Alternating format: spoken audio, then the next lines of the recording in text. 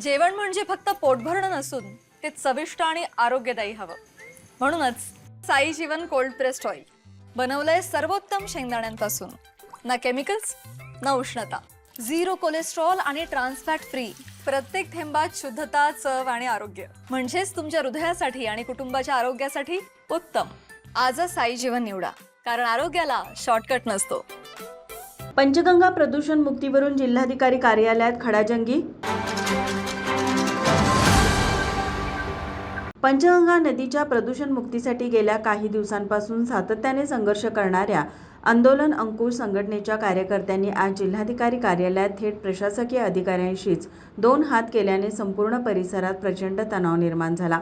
शिरोळ तालुका आणि इचलकरंजी परिसरातील जनतेला शुद्ध पाणी मिळावे आणि नदीत मिसळणारे मैला पाणी तात्काळ थांबवावे या मागणीसाठी जिल्हाधिकारी कार्यालयात एका विशेष बैठकीचे आयोजन करण्यात आले होते. मात्र बैठक सुरू असतानाच प्रदूषण नियंत्रण महामंडळाच्या अधिकाऱ्यांच्या ढिसाळ आणि बेजबाबदार भूमिकेमुळे आंदोलन अंकुशचे प्रमुख धनाजी चुडमुंगे आणि त्यांचे सहकारी प्रचंड आक्रमक झाले. पाहता पाहता दोन्ही बाजूंच्या वादावादीचे रूपांतर थेट खडाजंगी आणि जोरदार वादात झाले आणि थेट जिल्हाधिकाऱ्यांच्या केबिन बाहेर वातावरण कमालीचे तापले.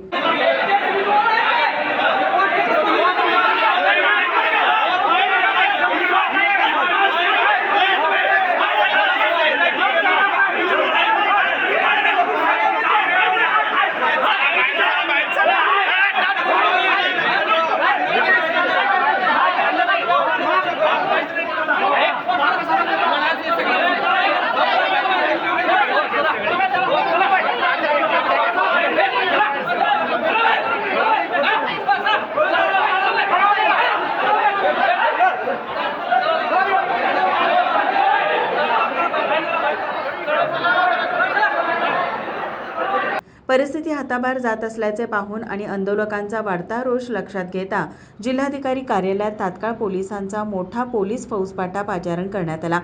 संपूर्ण शासकीय इमारतीला छावणीचे स्वरूप आले होते. या गदारोळावर अत्यंत संतप्त प्रतिक्रिया व्यक्त करताना आंदोलन अंकुशचे नेते धनाजी चुडमुंगे यांनी प्रशासनाला धारेवर धरले.